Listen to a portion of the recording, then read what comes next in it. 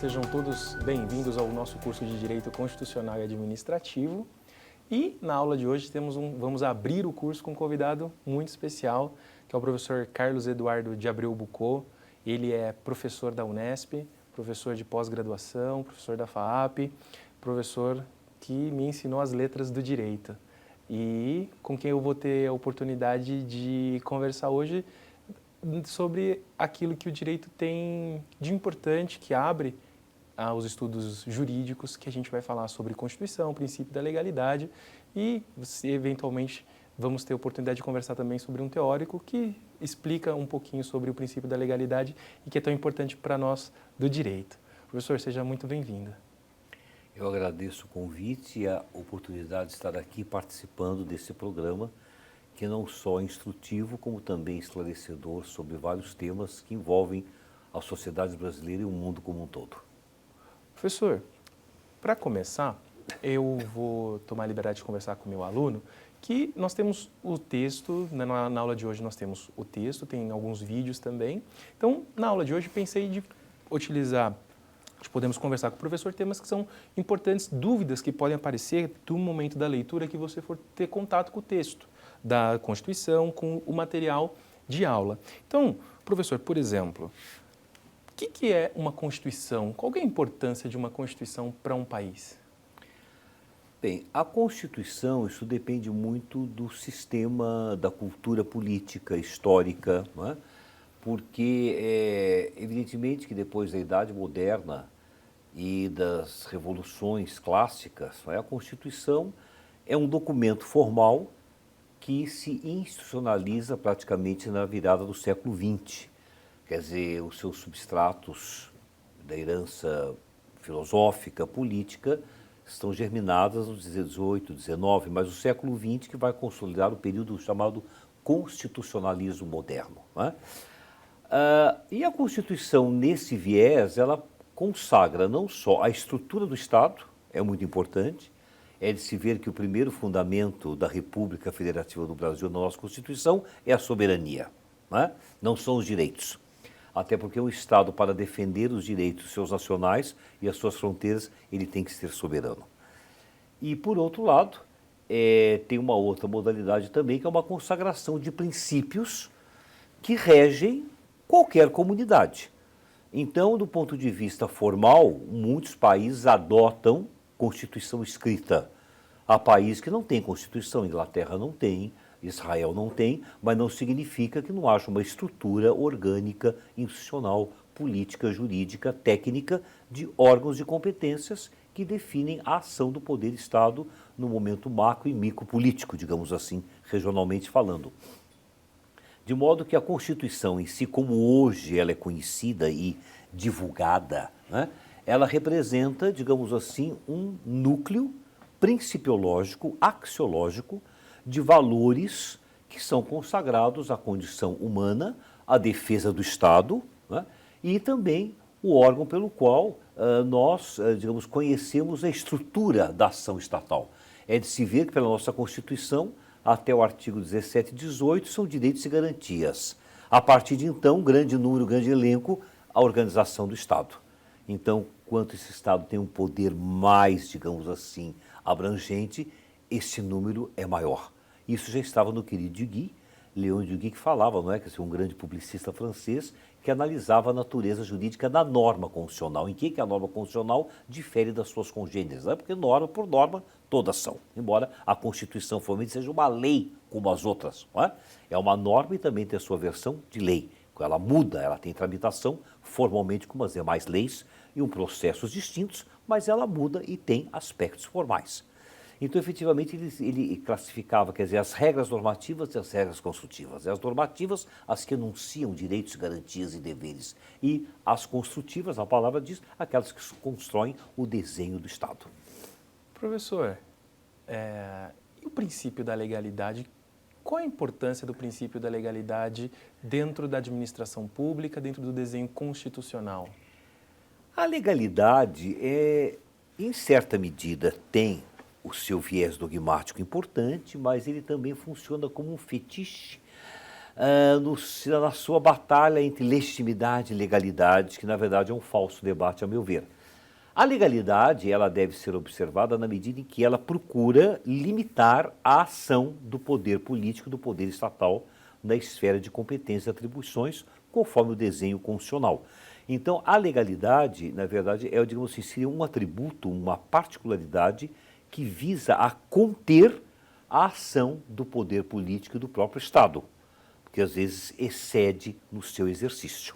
Não é? Então, efetivamente, a legalidade seria uma forma de uma garantia do controle da ação estatal. Professor, há um teórico em direito que se chama Hans Kelsen, que ele fala sobre a pirâmide e sobre a hierarquia das normas. Qual que é a posição da Constituição dentro da pirâmide de Kelsen? Na verdade, Rafael, a pirâmide não é bem Kelsen, na verdade é do seu aluno Adolf Merkel. E ele, inclusive, reconhece a contribuição que seu aluno faz na elaboração da teoria do sistema estático e dinâmico. Então, o sistema estático são os valores estabelecidos e Merkel faz ver ao seu professor que nós temos que ver a dinâmica porque as leis elas mudam, muitas são revogadas, derrogadas, são, digamos assim, ampliadas, enfim, porque a dinâmica da sociedade exige transformações em todos os níveis, da economia, da política, não é? Então, efetivamente, há um desenho, uma motivação hierárquica, realmente, nosso caso está no artigo 59 da Constituição, que ali se pode ver o desenho da pirâmide, que vai a emenda constitucional, lei complementar, até chegar ao nível das resoluções. Então, isso existe uma hierarquia de fontes. A doutrina contemporânea não gosta de hierarquia das normas de leis, fala de fontes, não é? E, de qualquer maneira, cada uma delas deve ser criada de acordo com a autoridade competente para poder colocar essa norma em circuito, observando-se exatamente o critério da hierarquia para que não haja um conflito normativo. E é claro que na prática não existe. Inclusive, a primeira a ser violada até pela presidência da República em projetos de medida provisória é a própria Constituição.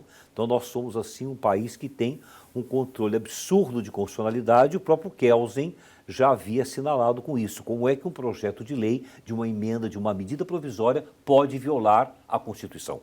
Então, é um controle muito complexo, que, na verdade, os órgãos não atuam como deveriam atuar. Então, por exemplo, numa Câmara dos Deputados, a Comissão de Constituição e Justiça seria a primeira a barrar qualquer projeto que eventualmente apresentasse uma incompatibilidade com o texto da Constituição, o que não acontece. Não é? Professor, o que é poder constituinte e o originário e o derivado? Bem, poder constituinte, essa é uma ideia clássica do direito francês, da história da França, né?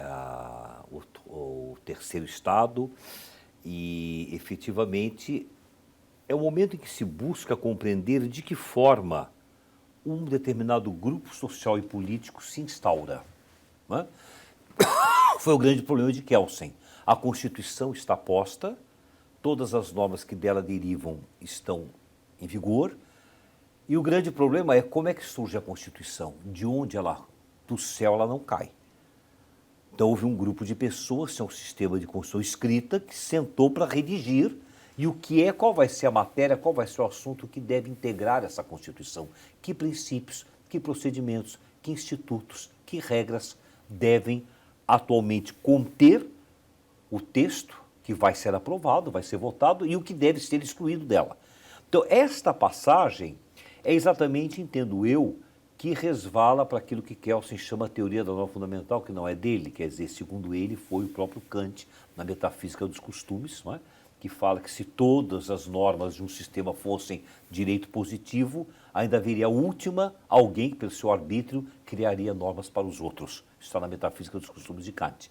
Então, tem que ter um começo. De onde é que começou? Se eu for recuar no tempo, qual foi a primeira norma que passou a reger a vida dos homens das comunidades? Chegaríamos à Bíblia antes dela, não sei. Então, a questão é, o que é o constituinte? É o grupo que assoma o poder, toma o poder e exerce uma nova ordem. E esse grupo ele é contra direito, mas ele é um direito. Na sua visão, na sua compleição política, ele tem um desenho institucional. Então, ele vai criar uma nova ordem. Então, o constituant, exatamente, é o poder que está por se institucionalizar. Mas ele já tem um modelo, ele tem uma estrutura que ele pretende apenas instaurá-la. O preâmbulo da Constituição brasileira me dá um exemplo disso. embora alguns colegas divirjam, porque dizem, não, a norma fundamental ela é abstrata, ela não é positivada, mas ela é uma norma.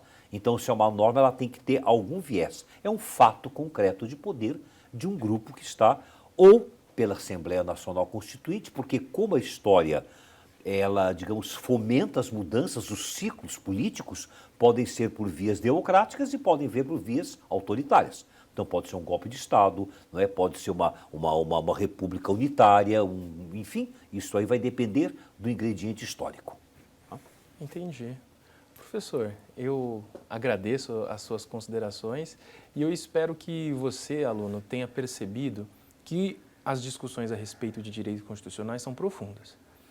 O estudo que você está sendo iniciado hoje, na nossa disciplina, ele requer que você medite sobre legislação, ele requer que você leia os textos que nós indicamos e, a partir do momento que você tomar conhecimento, que você se inteirar dos assuntos, vai compreender a profundidade dessa e magnitude desse âmbito de direito.